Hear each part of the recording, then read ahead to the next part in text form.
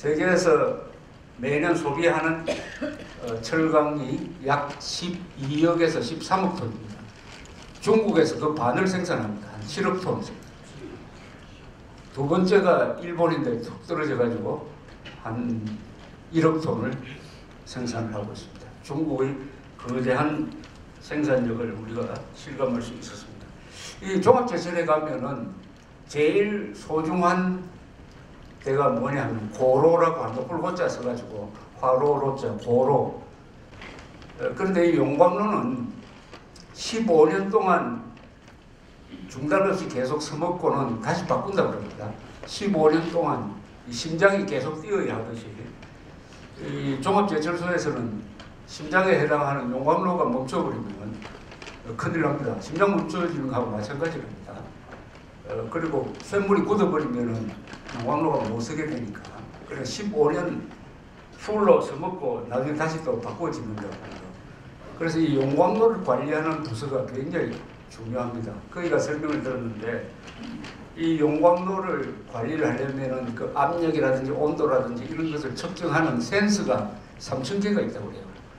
그 3,000개를 다 이렇게 관찰해가지고 최적 가동 수준을 항상 유지를 해야 된다고 합니다.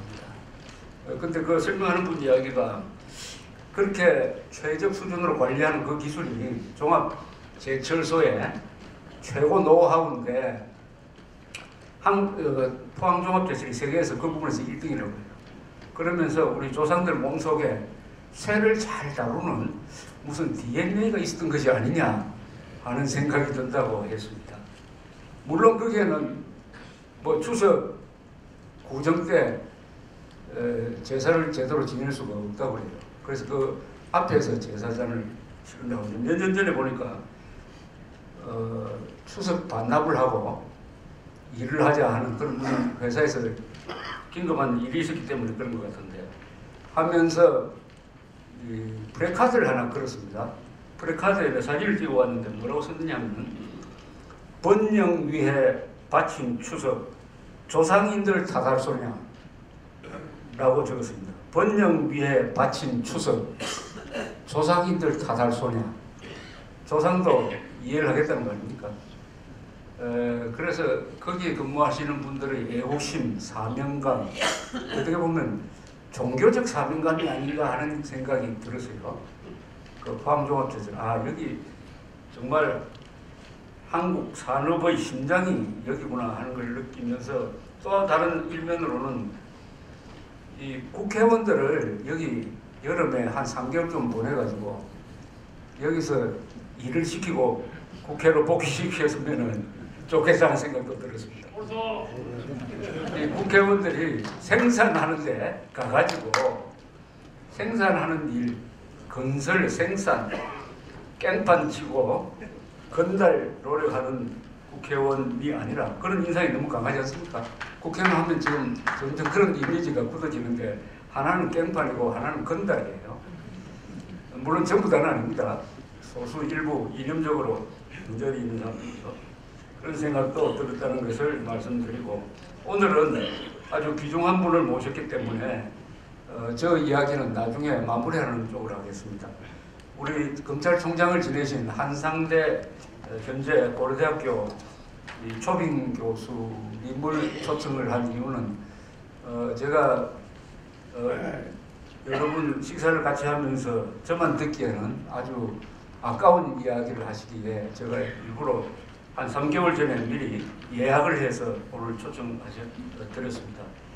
우리 한상대 전 검찰총장의 양력을 우선 말씀드리면 보성고등학교를 졸업하시고 고려대학교 법대를 나오시고 미국의 서던 메소디스트 대학교 법학대학원을 수학하시고 1983년부터 검사로서 중요한 조직을 섭렵을 하셨습니다. 법무부 국제법무과장 그리고 인천지방검찰청 1차장, 법무부 법무실장, 법무부 검찰국장, 서울고등검찰청 검사장, 서울중앙지방 검사장 그리고 2012년에 8월 달에 취임을 하셨는데 취임사가 아마 여러분들도 기억나실 겁니다.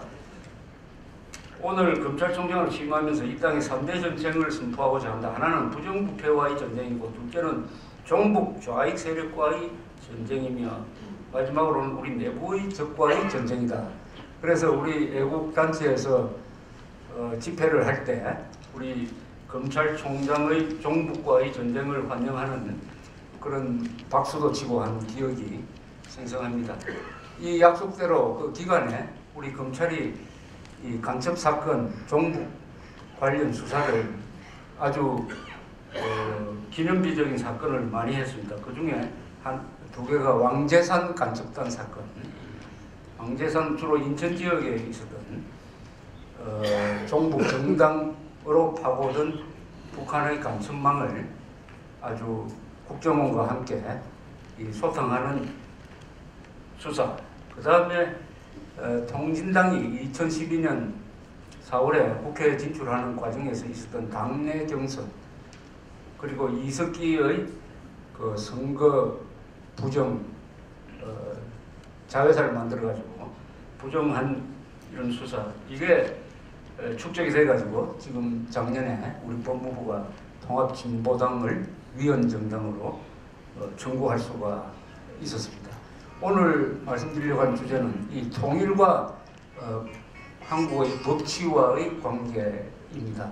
우리가 통일 대박 이야기를 하면은 거기에 감론적으로 우리가 점검해야 될 사안이 참 많습니다. 통일이라는 것은 한 국가가 이룩할 수 있는 가장 위대하고 어렵고 광범위한 변화입니다. 건국 또는 건국보다도 더 어려운 일이 통일인 것입니다. 그래서 이 통일 대박론을 실천적으로 뒷받침을 하려면 여러 분야에서 토의가 되고 해야 되는데 그 중에서 아마 가장 중요한 부분 중에 하나가 이 법치일 겁니다. 통일 과정에서 법치가 법률이 어떻게 뒷받침을 하느냐 하는 이런 문제에 대해서, 이런 주제에 대해서 우리 한상대 총장님의 고견을 듣기로 하겠습니다. 한 시간 정도 예정을 하고 있습니다. 많이 경청해 주시기 바랍니다. 우리 한상대 총장님을 이 연단으로 모시겠습니다. 박수로 환영해 주십니다.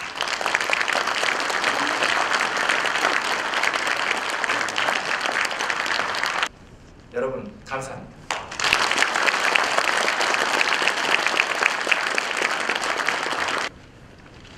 아주 공부가 많이 됐습니다. 진흙탕에 들어가서 종북 좌익들하고 싸우는 사람이 있어야 되는데 이거는 아는 것의 문제가 아니라 용기의 문제라는 말씀입니다. 이 백로가 까마귀 노는 데 가서 까지 말하는 게 제일 싫은 격언이라고 했는데 저도 동갑입니다. 이게 좌익들하고 싸울 때 체면 구기지 않을 수가 없습니다. 멱살도 잡혀야 되고 집 앞에서 막 몰려와가지고 때도 쓰고 하는 걸 이걸 두려워해가지고 싸우지 않으려면은 자유를 포기하면 돼요. 그러나 여기 계신 분들은 바로 그런 것을 마다 않고 이 아스팔트 우파라는 말이 그렇게 만들어졌는데 지성인은 많지만은 또 착한 사람도 많지만은 용기 있는 사람은 드물고 또 그다음에 싸우는 사람은 그보다 더 드물다는 이 말씀이 오늘의 핵심인 것 같습니다. 정말 법률가답게 딱 뼈대를 말씀하시니까 정리가 되었습니다.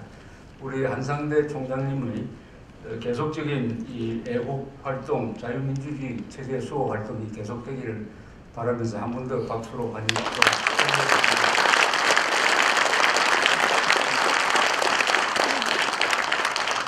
요새 우리 애국 세력이 관심을 가지고 있는 것 중에 하나가 이게 4.3 사건이죠. 4.3 사건을 국가 추념일로 정하는 것은 너무 서둘러서는 해서는 안 된다 하는 반론이 많이 제기됐지만은 행정안전부가 했습니다. 그러면서 단서는 달았어요.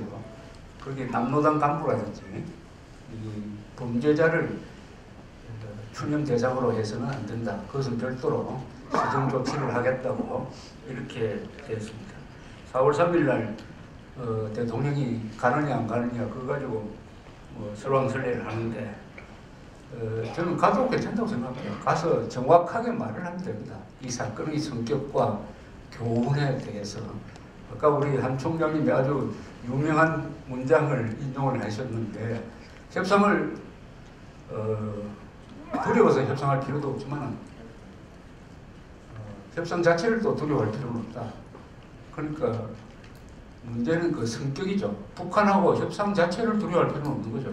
우리가 강한 입장에서 하면 되니까.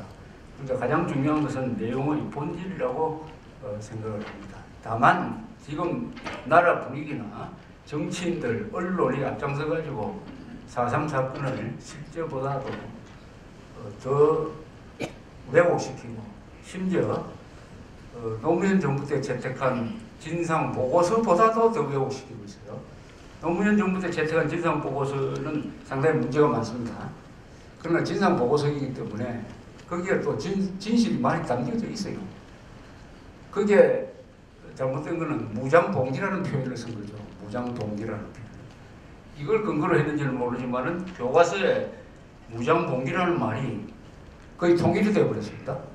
이게 굉장히 중요합니다. 말 하나로 종북좌익 세력들은 언어의 천재들입니다. 언어 하나가 가지고 있는 힘을 알고 그 언어를 조작을 해가지고 전체의 성격을 바꿉니다. 지금 교과서는 무장봉기로 다 통일됐습니다. 봉기라는 말이 가지고 있는 의미는 정의로운 억울한 뜻이에요. 볼 때처럼 일어난다는 뜻인데 그것은 다 좋은 데 붙이지 나쁜 데 붙이지는 않는데 무장봉기라는 말을 채택함으로써 우리 고등학교 한국사 교과서가 거의 대부분 4.3 사건을 설명하면서 이 공산당인 남조선 노동당의 역할을 슬쩍 지나치고 그 다음에 군경의 무자비한 뭐 탄압이 있었다 학살이 있었다 뭐 여기에 중점을 딱 두고 있기 때문에 이 사건의 본질을 왜곡을 하고 있습니다. 그렇게 하기 위해서 또 머리를 써가지고 이 사건을 설명하면서 1947년 3월 1일에 그때 좌익들이 주도한 시위를 진압하는 과정에서 경찰이 발포를 해가지고 사상자가 난 것이 이 사건의 발단인 것처럼 이렇게 또 요소를 부렸어요. 그러나 1948년 4월 3일에 일어났던 사건은 그 앞에 전 단계에 있었던 여러 사건과는 질적으로 다른 완전히 독립적인 사건인 것입니다. 1948년 4월 3일에 약 400명으로 추정되는 남노당 이 무장 폭도들이 소총, 다이너마이트 그리고 죽창으로 무장을 해가지고 12개의 지서를 습격하고 애국 인사들을 학살하고 어린애들까지 죽이고 경찰관을 죽이고 한 사건이 4.3 사건의 출발점이고 그 사건을 규정하는 데 있어서 제일 중요한 거예요. 그러니까 400명이 그럼 뭘 했느냐? 기치를 낸 것은 단독 정부 수립 반대, 통일 정부 수립 50 다가오고 있는 50 선거 반대, 즉 한마디로 말하면 대한민국 건국 반대. 그 다음에 뭘 하려고 했느냐? 제주도를 장악해가지고 제주도를 공산화시켜서 머지않아 북한이 남침을 할 텐데 거기에 대비하는 전략이었습니다. 당시에 그 좌익이 아니라 남노당 게릴라에 가담했던 사람들의 증언이 그 진상조사 보고서에 실려 있어요. 이렇게 이야기를 합니다. 그 사람은 일본으로 밀항을 해서 죽지 않았지만 우리는 49년까지만 버티면은 북한이 남침한다고 생각을 했다. 그래서 우리가 훨씬 유리하다고 판단을 했다. 이렇게 설명을 하고 있습니다. 그게 아주 정확한 말이에요. 49년에 스탈린한테 김일성이가 찾아가서 남침하겠다. 허가를 받으려고 갔죠. 그때 스탈린이 말리죠. 아직은 좀 기다리라. 아마 49년 남침할 계획이 이 남노당 사이에 알려져 있다고 봅니다. 그래서 50년에 남침을 했는데 만약 우리가 강경 진압을 하지 않고 제주도가 남노당 세상이 되었으면 6.25 남침되었을 때 우리가 작전하기가 매우 어려웠을 것입니다. 제주도가 북한 영향권 안으로 들어갔다면은 물론 진압하는 과정에서 이 좌익들한테 맞아 죽은 사람도 많지만은 많은 사람들이 군경의 진압에 의해서 죽었고 그중에는 억울한 희생자가 많은 것은 사실이에요. 이것은 추념을 해야 될 대상입니다. 지금 희생자 신고받는 거 보면은 약 14,000명 정도 되고 있습니다. 14,000명이 희생자다. 전부 다는 아닐 겁니다. 14,000명이 사실은 누구한테 죽었느냐 하는 것까지 가려야 되는데 그런 작업이 제대로 진행되고 있지 않아가지고 심지어 국군을 죽인 사람 연대장 박진경 대령을 암살한 데 연루됐다가 잡혀가지고 사형 선고 받은 사람까지도 그 명단에 들어있고 남로당 간부 명단도 들어있다라고 지금 그 연구하는 사람들이 문제를 제기를 하고 있습니다. 2002년에 우리 성우회에서 헌법재판소에 문제를 제기를 해가지고 그때 헌법위원 청구에서는 기각이 됐습니다만 그 결정문에 보면은 헌법재판소가 남로당 간부라든지 재판을 받아가지고 유죄받은 사람이라든지 국경을 삭상한 사람 등등은 추념 희생자 대상에서 제외해야 된다는 결정문이 있어요. 있기 때문에 우리가 추념을 한다고 해가지고 옥석을 가지 않아서는 안 되겠다. 그리고 이 사건의 4.3 사건의 주범은 공산당인 남조선 노동당과 그 핵심 세력이었다 하는 것은 절대로 바꿀 수가 없어요.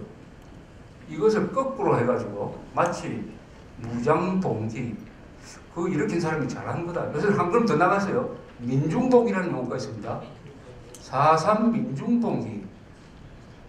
이렇게 되면 제주도민을 욕보이는 겁니다. 제주도민이 봉기했다는 뜻인데 그럼 제주도민이 봉기를 해가지고 대한민국 건국에 반대했다는 뜻인데 이것은 제주도민이 앞장서서 그런 용어에 대해서는 문제를 제기를 해야 된다고 생각을 하고 있습니다. 교과서에는 또 이렇게 적고 있어요. 통일정부 수립을 요구를 하면서 무장봉기를 했다. 그 좋은 말밖에 없어요. 통일정부 수립을 요구를 했다. 그 좋잖아요. 그 다음 무장봉기했다. 이거 좋은 일이에요. 요 말만 딱 보면은. 근데 그자들이 말하는 통일정부라는 것은 공산정부 수립 아닙니까? 공산정부 수립을 요구했다고 써야 될 텐데 자기들 주장하는 걸 그냥 그대로 받아가지고 통일정부 수립을 위해서 무장봉기했다라고 지금 가르치고 있습니다. 그래서 이 고등학생들은 아마 좋은 일을 하려고 하는데 군경이 무자비한 탄압을 했다라고 이해할 것이 틀림없습니다.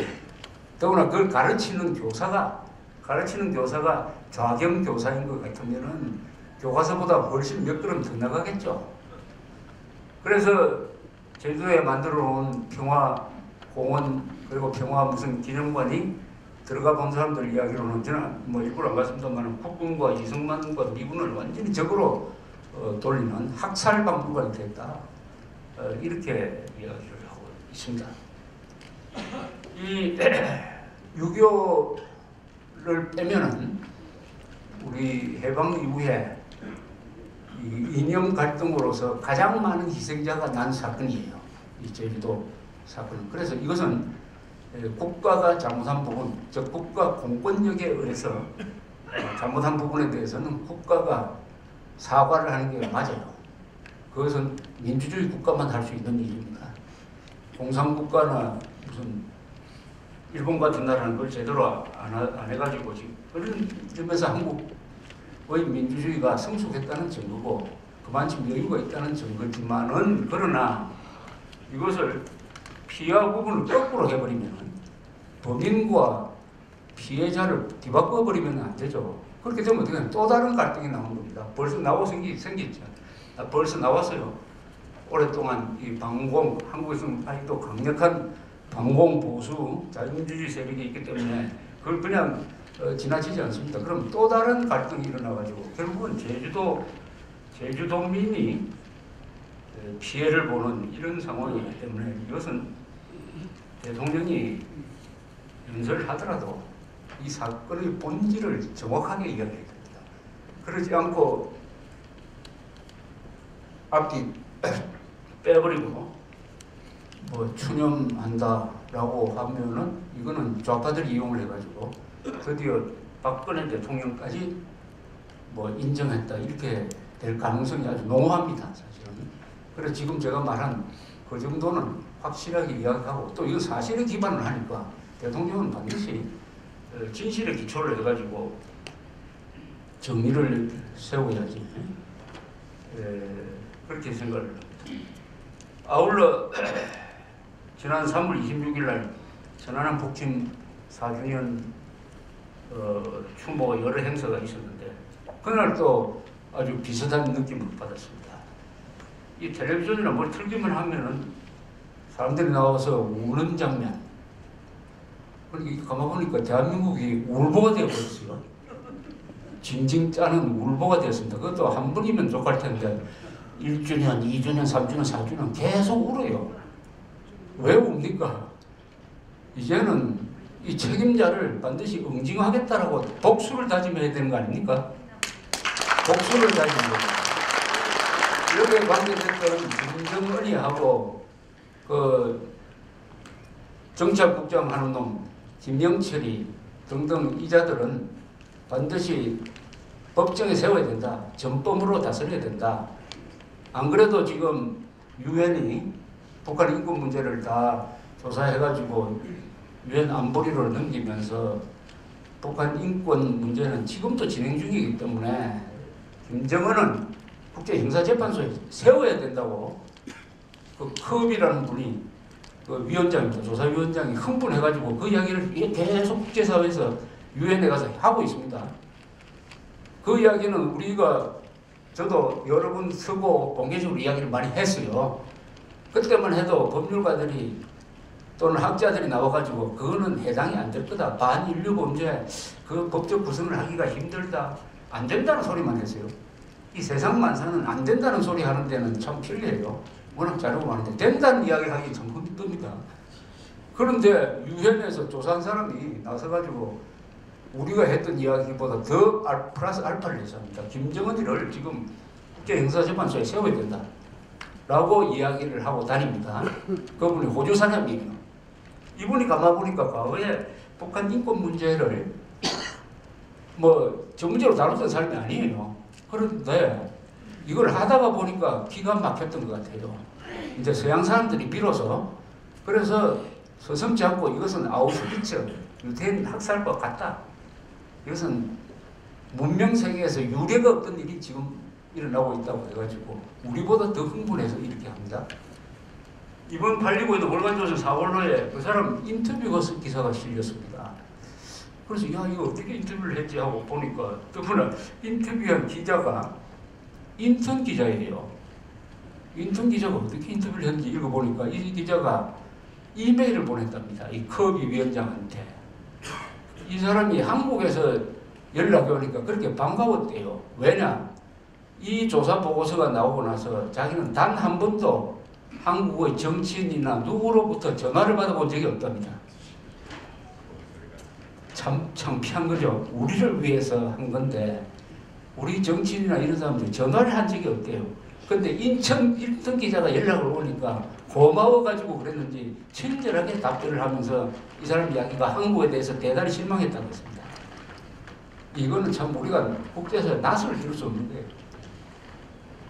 호주 사람이 우리보다 더 이렇게 하는데 우리 외교관들, 정치인들이 그 호재를 놓치고 그러니까 이게 탄력이 잘 안 붙는 거예요. 국제 언론은 아주 보도를 잘하고 있습니다. 요새도. 유엔에서 공인을 했기 때문입니다. 유엔에서 김정은 정권은 반인류 범죄자다 라고 공인을 했기 때문에 앞으로도 저게 큰 족쇄가 되는데 이것을 인권위원회는 뭘 하고 있고 특히나 남한테 이야기할 것도 없습니다. 새누리당이라는 이 정당은 도대체 뭘 하는 정당인지 이렇게 좋은 밥상을 차려줘도 먹을 생각을 안 해요. 이것만 보면은 이 대한민국이 좋은 점은 아까 뭐 포철도 이야기했습니다만 이런 것만 현미경으로 보면은 이건 한국은 당해야 될 나라가 아니냐 하는 생각까지 들 때가 있는데 절망적이란 용기의 문제죠. 이것도 용기의 문제입니다. 아니 그런데 이건 또 용기의 문제도 아니에요. 게으른 것과 부진한 것의 문제 같아요. 아니 지금 그걸 가지고 누가 문제를 제기한다 해가지고 한국에서 뭐 테러를 당합니까? 표가 날아갑니까? 기본적으로 한국 사람들이 가지고 있는 이 인권의식, 북한 동포에 대한 사랑이라는 게 어느 정도가 있는지에 대해서 좀 회의를 느끼게 하는 이런 일이 있습니다. 그런데 천안함 사건이 나니까 또 46명 이름 부르면서 울기만 하고, 이게 이런 자세, 객관적인 조건은 통일로 갈 수 있는 게 있습니다. 그러나 우리 한 총장 말씀하셨던 대로 통일 의지가 있어야 돼요. 통일 의지가 있으면 됩니다. 통일 의지에서 용기가 나오는 거죠. 이 의지를 어떻게 만들어낼 거냐, 통일 의지가 어떻게 만들어낼 거냐 하는 것입니다. 삼국 통일을 할 때 신라가 가장 작은 나라인 신라가 삼국 통일을 할 수 있었던 가장 큰 원천은 화랑도, 김유신, 태종부 일왕, 문무왕으로 상징되는 이분들이 통일 의지가 있었다. 백제와 고구려는 통일 의지가 없었다. 군사력으로는 고구려가 최고였고 경제력으로는 백제가 최고였습니다. 그러나 통일을 당해버리고 말았습니다. 바로 신라가 통일 의지를 가진 국가 지도 세력을 키운 덕분이었죠. 한국에서는 통일 의지로 이야기한다면 북한 노동당 정권이 통일 의지가 더 강한 것 같아요. 지금 이렇게 굶으면서도 통일하겠다고 지금 핵도 개발하고 NLL에서 대포선언 연습도 하고 통일 의지 하나만 보면 북한이 더 강한 거 아니냐 하는 생각이 드는데, 거기에 박근혜 대통령이 통일 제방론을 던진 것은 거기에 대한 이제 대응으로서 아주 잘한, 그래서 이제 통일 의지를 살리는 이런 분위기가 형성되어 가고 있는 것은 아주 다행이라고 이렇게 생각을 합니다. 이스라엘 같으면은 3.16 천안함 폭침 같은 걸 어떻게 다뤘겠느냐 하는 것은 이미 역사가 증명을 하고 있습니다. 1972년에 유엔에서 하계올림픽이 열렸을 때 팔레스타인 게릴라들이 들어와가 선수촌을 습격하다가 이스라엘 선수하고 뭐 코치 합쳐가지고 11명을 죽였습니다. 진압 과정에서 많이 사살되기도 하고 일부는 붙들려가기도 했습니다. 그래서 그때 수상인 골다 메이어 이 할머니 수상이 별도의 부대를 만들어가지고 특명을 줬습니다.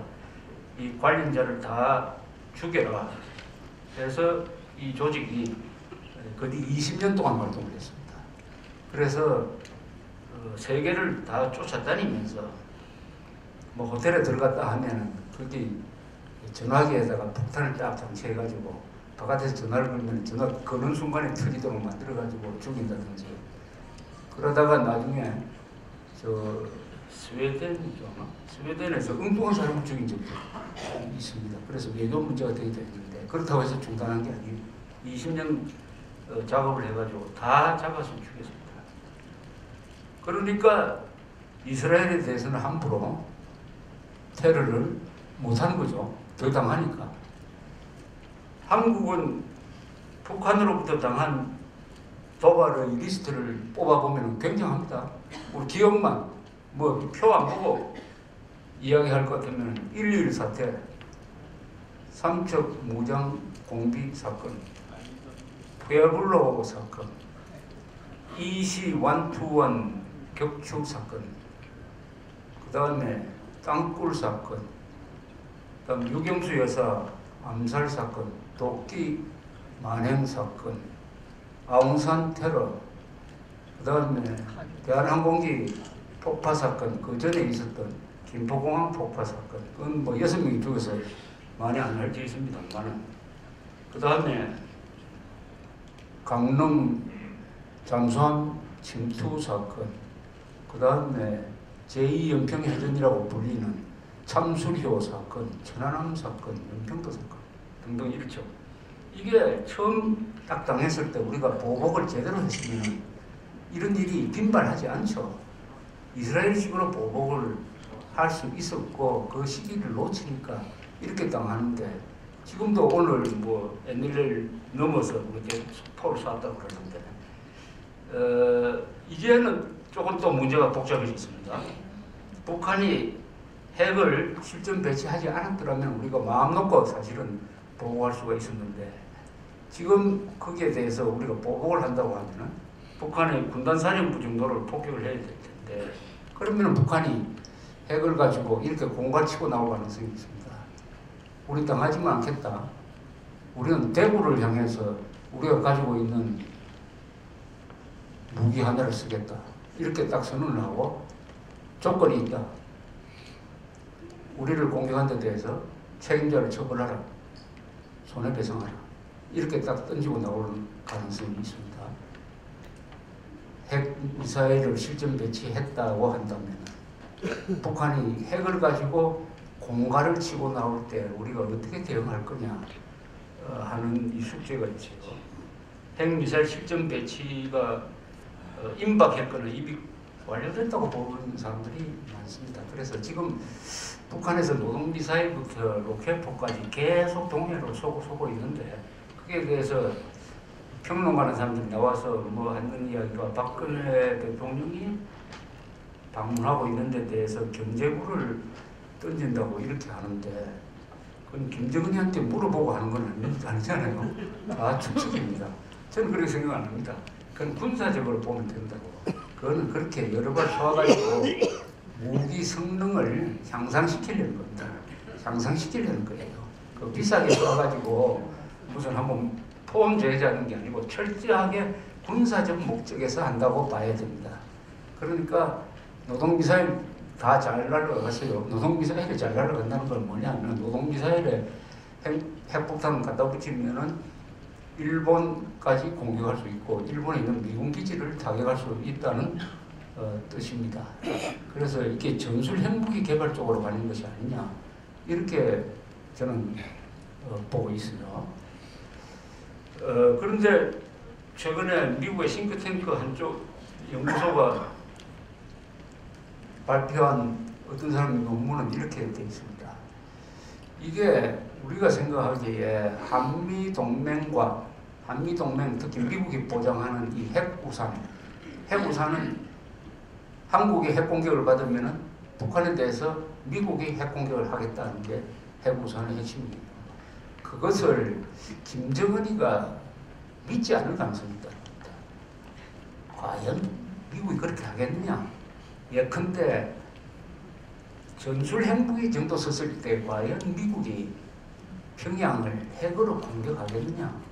라고 생각할 가능성이 있다는 거예요. 전술 핵무기를 예컨대 서울에 쓰면은 가만히 있지 않겠지만 저 어디를 향해서 썼다. 그런데 과연 미국이 평양을 핵폭탄으로 공격을 하겠느냐 하는 데 대해서는 김정은이가 믿지 않을 가능성이 있다. 믿지 않으면 어떻게 하느냐. 쓸 가능성이 있다는 거예요. 그러니까 우리는 지금 그렇게 생각합니다. 우리가 저놈들도 핵을 쓰면 적어도 망한다고 생각하기 때문에 안 쓸 것이다. 그것도 우리 쪽 생각이 아니겠느냐. 김정은의 생각은 또 다른 생각이 있지 않을까. 우리가 써도 안 당할 수 있다. 미국을 아주 종이 호랑이 정도는 안 보지만 좀 만만하게 보는 구석이 있어요. 푸에볼로 사건, EC-121 사건 이걸 해도 당하지는 않았습니다. 그렇다면 이게 게임이 달라집니다. 게임이 달라집니다. 어쨌든 한국은 세계에서 핵무기를 쓰기에 가장 좋은 조건을 갖추고 있습니다. 근접했다는 거죠. 딱 붙어 있다는 거죠. 그리고 수도권에 2천만이 모여 있고 수도권의 경제력의 70%가 모여 있고 여기에 핵폭탄 한 5개만 떨어뜨리면 그 길로 대한민국을 마비시킬 수가 있다. 그 다음에 미국이 우리를 때리는 겠느냐 이런 생각. 그래서 이게 계산이 복잡해지고 핵미사일 실전 배치 상황이 한반도의 구조에 어떤 영향을 줄 것이냐. 그러려면 우리가 당장 해야 될 일은 자명합니다. 우선 미국, 일본과 협력해가지고 핵미사일 방어망을 만들어야 됩니다. MD를 만들어야 돼요. 그걸 우리가 지금 제대로 하지 않고 있다. 그러니까 오바마 대통령이 앞장서가지고 그렇게 만들자고 또 이야기를 하고 있습니다. 아시다시피 우리 좌파 언론은 그렇게 하면은 왜 미국과 손잡고 만드는가 이런 소리를 합니다. 이런 말도 아닌 소리를 하는데 문제는 그런 이야기 나오면 국방부 장관이 가서 그 국방부 간부들이 가서 아주 면박을 줘야 될 텐데 그게 끌려갑니다. 그래서 한다는 이야기가 우리 자체적으로 만듭니다. 이래요. 아니 왜 자체적으로 만듭니까? 미국의 도움이 없으면 미사일 방어망과 관련된 정보를 얻을 수가 없는데 당당하게 우리가 살기 위해서 해야 됩니다. 라고 왜 못하느냐. 이게 한국이 가지고 있는 사대주의가 더 사대주의는 나름대로 작은 나라의 생존 방법일 수가 있지만 이게 습관이 되어버리면 더 나빠져가 노예근성이 되어버립니다. 노예근성이라는 것은 뭐냐? 자기의 생존 문제에 대해서도 눈치를 본다는 거죠. 내가 살아야 되는데 눈치 볼 게 어디 있습니까? 내가 지금 살아야 되는데. 근데 물어보면서 내가 살아야 됩니까? 죽어야 됩니까? 하고 물어보는 거하고 똑같이 더구나 강력한 경제를 가지고 결심만 하면 의지와 용기만 있으면 압도적인 핵 무장도 할 수 있고 또 핵을 막을 수 있는 경제력이 있음에도 불구하고 노예근성 때문에 이 노예근성은 통일 의지와는 반대입니다. 노예근성을 가진 나라는 통일을 하는 게 아니라 통일을 당하게 돼 있어요. 그럼 한쪽에서는 우리가 통일하자고 하고 노예근성이 있는가 하면 또 한쪽에서는 통일하자고 하고 이렇게 해서 한국은 상당히 복잡한 속에서 우리가 역사의 대세를 어떻게 잘 이용할 거냐 하는 것인데 그러려면 국제 정세 속에서 우리가 우리의 살 길을 또 찾아야 되지 않겠습니까? 국제 정세 하면은 한국은 어떤 처지에 있느냐? 핵무장한 국가 사이에 둘러싸여 있다. 핵무장한 중국, 핵무장한 북한, 핵무장은 한 몇 달 안으로 할 수 있는 일본, 핵무장한 러시아, 핵무장한 미국 사이에서 둘러싸여서 유일하게 핵무장을 하지 않고 적전 무장 해제 상태다. 적전 무장 해제 상태에서 통일을 모색한다는 것은 아주 지난한 거죠. 매우 어려운 거죠. 그러나 통일 의지가 있으면 됩니다. 신라의 통일 의지가 있으면 되는데 그 의지를 아직 확인하기에는 좀 여기 계신 분들이나 뭐 우리 방공 우파 자유민주주의 세력의 통일 의지는 의문의 여지가 없지만 이 국가 조정실에서 근무하는 사람들, 조정실에 있는 사람들, 즉 청와대, 통일부, 국방부, 국정원, 그것보다 더 중요한 이 국회, 정당위에 있는 사람들의 통일 의지는 어느 정도 되는 건지에 대해서 이 낙관을 할 수가 없는 상황입니다. 낙관과 비관이 항상 한국은 공존하기 때문에 이런 상황에서는 일단 낙관적으로 보고 사람들 비관만 하면 이게 하고 있으면은 뭐가 이루어지지가 않아요. 된다고 생각하고 밀어붙이면은 또 일이 되는 방향으로 갑니다. 한국은 과거에 안 된다는 사람 이야기는 수없이 많았지만은 이승만, 박정희, 정주영, 이병철, 이건희 이런 사람들은 된다는 쪽으로 생각하고 가니까 돼요. 그래서 이제는 우리도 일단 통일은 된다. 북한 정권은 무너지게 돼 있다. 이것을 깔고 장기적 관념은 그러나 부정적인 요소를 그냥 지나치면서 막연하게 할 게 아니라 준비를 해가면서 그런 낙관론으로 밀어붙이는 게 방법밖에 없다고 생각합니다. 분석보다는 아까 우리 한 총장이 중요한 말씀하셨지만 분석 연구도 중요하지만 행동이 역사를 바꿉니다. 행동은 또 빠를수록 좋아요. 천천히 하면 효과가 없는 것입니다. 제가 지난 주말에 그 포항으로 가는 버스 안에서 누군가 테이프를 가지고 와가지고 이렇게 틀어주는데 박정희 대통령이 1968년 11월 11일 날 구미에서 한 연설이 있어요. 구미에서 농수산물 가공공장이 준공이 돼가지고 박 대통령이 연설을 하는데 아주 깊은 인상을 주는 문장이 몇 개 있었습니다. 이렇게 박 대통령이 이야기를 하고 있습니다. 우리가 이렇게 노력하는 것은 우리가 당대에 잘 먹고 잘 살기 위한 것이 아니다. 후손들이 잘 살고 안전하게 살기 위해서 우리는 희생해야 된다는 이야기죠. 우리는 희생해야 된다.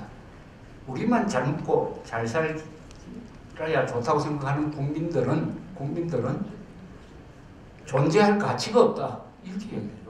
존재할 가치가 없다.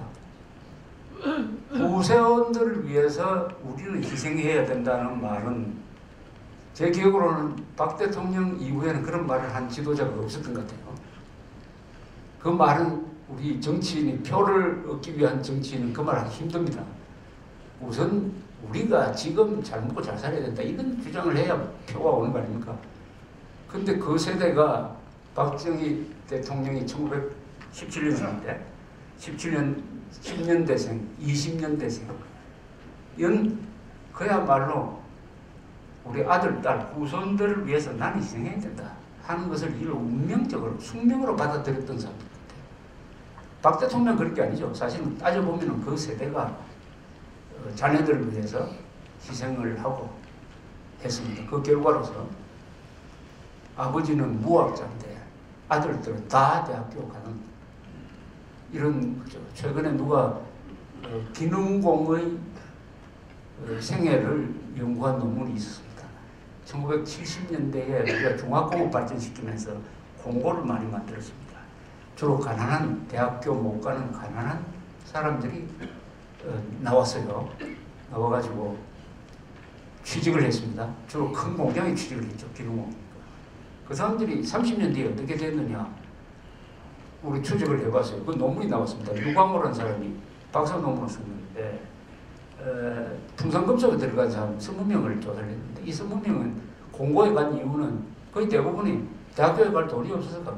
근데 가서 지금은 어떻게 사느냐 20명이 지금 어떻게 사느냐 연봉이 평균 연봉이 6천만 원이에요. 많이 받는 사람은 1억이에요. 자녀들은 한 사람도 빠짐없이 다 대학교 갔습니다. 다 대학교 갔습니다.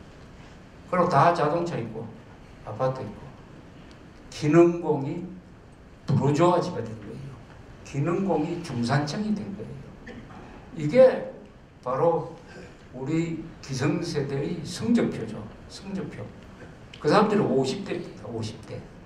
그래서 이걸 읽어보면서 이 50대가 지난 2012년 대통령 선거에서 놀라운 투표율을 보였습니다. 한 83%.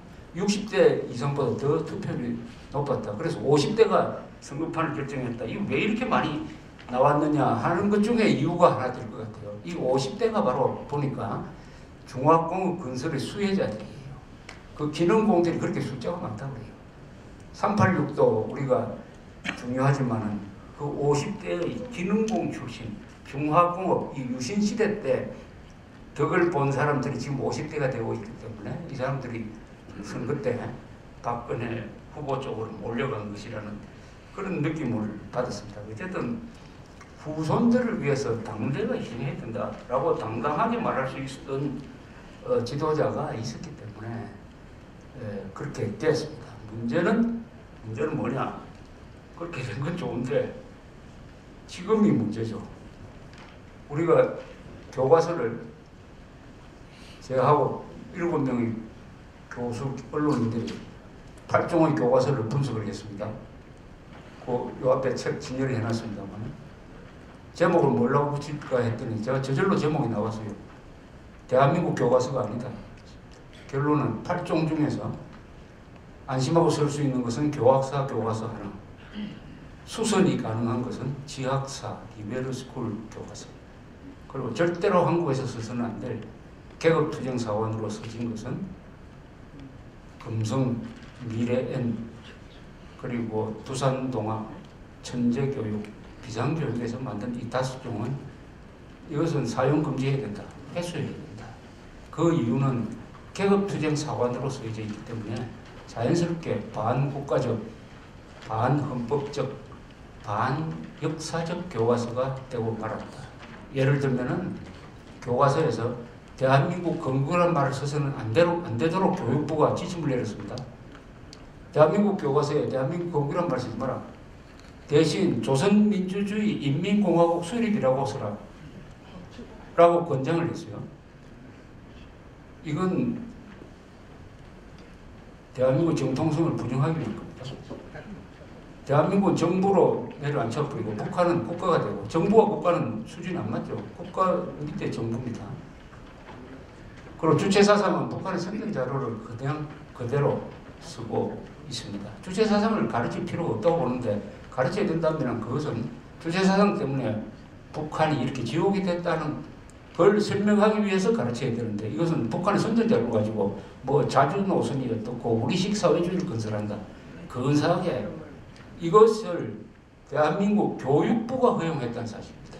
이 교과서 사태의 주범은 좌익이 아니에요. 이건 교육부입니다. 교육부가 이것을 합격시켜준 교육부가 주범이에요.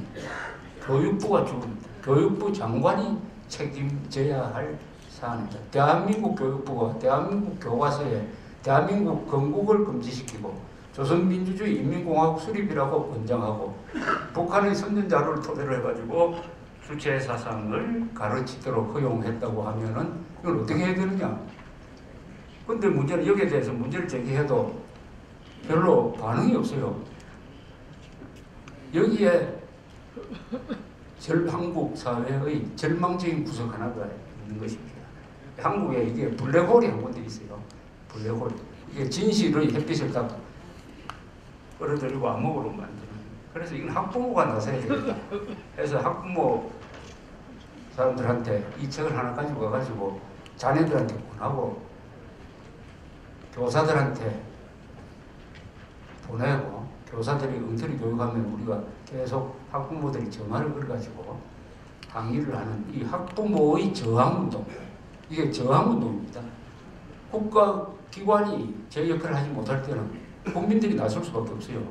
자유민주주의 체제를 지키기 위해서. 그걸 국민저항이라고 그러는데 그건 합헌적인 겁니다. 그래서 이게 학부모가 저항운동을 벌여야 될 상황에 도달했는데 저도 교과서 문제에 대해서 2011년에 관심을 가지고 있었는데 그동안에 깜빡했다가 이번에 한번 떠들어서 제대로 한번 보자고 해서 보았더니 이건 정말 놀랄 노자입니다. 놀랄 노자고 이런 교과서가 국가 세금으로 쓰여지고 있다는 것은 세계 어느 문명 국가에도 없는 일이고 이런 짓을 하면서 우리가 일본 보고 역사 교과서 바꾸라고 하는 것은 이건 자격 없는 사람들의 이야기예요. 일본은 그래도 역사 교과서에 손을 대가 자기 나라 변명을 하고 있지 않습니까? 우리가 뭐 잘못한 것만 있는 우리나라도 이렇게 하는데 이 교과서는 대한민국이 잘못한 것만 추려가지고 올리고 잘한 거, 대한민국이 잘한 게 뭡니까? 너무나 많죠. 더구나 이 책에는 이승만 대통령이 가장 위대한 선택, 공산주의냐 자유민주주의냐를 할 때 자유민주주의를 선택했다는 데 대한 평가가 없어요. 공산주의가 나쁘다는 이야기가 한마디도 없습니다. 공산주의가 나쁘다는 이야기가 없어요. 그리고 미국이 고맙다는 이야기가 없어요. 제가 읽어본 중에서 가장 악질적인 교과서 대목 몇 개는 이런 거예요. 전후에 미국이 원조를 많이 했습니다. 원조를 많이 했는데 뭐라고 표집을 잡느냐. 원조를 너무 많이 해가지고 농촌 경제가 피폐했다는 거예요. 원조를 너무 많이 하니까 농촌의 농산물 값이 떨어져가지고 그래가지고 또 욕을 하고 또 나중에 50년대 말에 가서 원조가 줄었다고 하니까 또 원조가 줄어가지고 경제가 어려웠다라고 씁니다. 많이 줘도 탈이고 적게 줘도 탈이고 미국이 하는 것은 무조건 약점을 잡고 있다는 거 아닙니까? 또 하나 두산 재벌이 운영하는 두산 동아에서 나온 교과서는 이렇게 씁니다. 북한 정권 수립을 설명하면서 북한은 남북한 선거를 통해서 최고인민회의 대의원이 구성이 되고 거기서 헌법이 만들어졌다. 남북한 선거를 했다고 해요. 이것도 놀랄로지 않습니까? 그게 참 이상하다. 이게 무슨 뜻인지 아십니까? 북한이 남북한 선거를 했다는 것은 바로 제주도 사건, 4.3 사건입니다. 4.3 사건 때 그 선거를 반대하기 위해서 해놓고는 남로당에서 투표를 했습니다. 그 남로당원들을 주로 해가지고 투표를 해가지고 대의원을 뽑았어요. 그 자료 5만 3천 명이 투표한 자료를 가지고 그 김달삼이라는 그 주동자가 8월에 북한으로 갔습니다. 그래서 우리는 이렇게 투표를 했습니다 하고 갖다 바쳤어요. 그래서 남북한이 투표를 했다는 겁니다.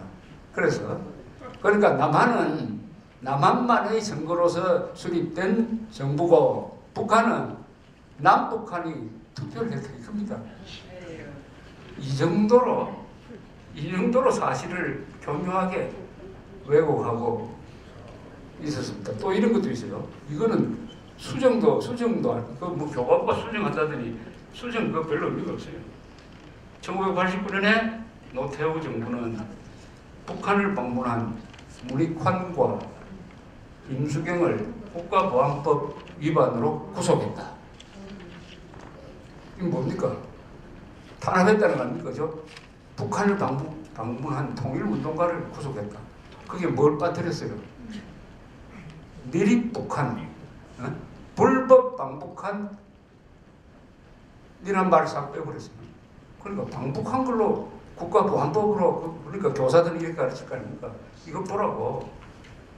북한을 방문했다는 거 가지고 문익환 임수경을 국가보안법으로 구속했으니까 국가보안법은 반통일 법률이니까 이것은 철폐되어야 한다라고 갖다 붙일 거 아닙니까? 그런 교육을 지금 이 순간에도 지금 우파라고 하는 박근혜 정부 하에서 교육부가 시키고 있는데 말리는 사람이 없다. 여러분 그 책을 가지고 가셔가지고 전화를 거세요. 학교에 전화를 교육부 장관실로 전화를 걸어가지고 이것은 따져야 됩니다. 그게 용기입니다. 용기라는 게 요새 자유민주주의 국가에서는 용기라는 것은 목숨을 바치는 정도는 아니에요. 아니 체제를 지킨다고 해가지고 와서 뭐 죽인 정도는 아니잖아요. 뭐냐? 용기보다는 부지런한 겁니다. 손발로 하는 거죠. 전화 한 통화 하는 거, 글 쓰는 거, 이게 용기입니다. 그리고 용기 이전에 부지런해야 되니까 부지런하려면 또 사실 뭘 좀 알아야 됩니다. 우리 조합이닷컴이 이런 223회에 걸쳐서 주로 강연하는 것도 뭘 알아야 된다. 국민으로서 반드시 알아야 될 정보를 전해주면은 그 다음에 그걸 가지고 행동은 저절로 일어날 것이다. 이렇게 보기 때문에 이런 행사를 거듭하고 있습니다. 오늘 우리 한상대 총장님이 아주 잘 정리된 말씀을 여러분들이 잘 정리해서 들으셔가지고 그것을 앞으로 많이 그 논리에 따라서 확대해 주시기 바랍니다. 통일 의지 그리고 용기, 행동 여기 삼위일체로 되어야 된다는 말씀이었습니다. 감사합니다. 정식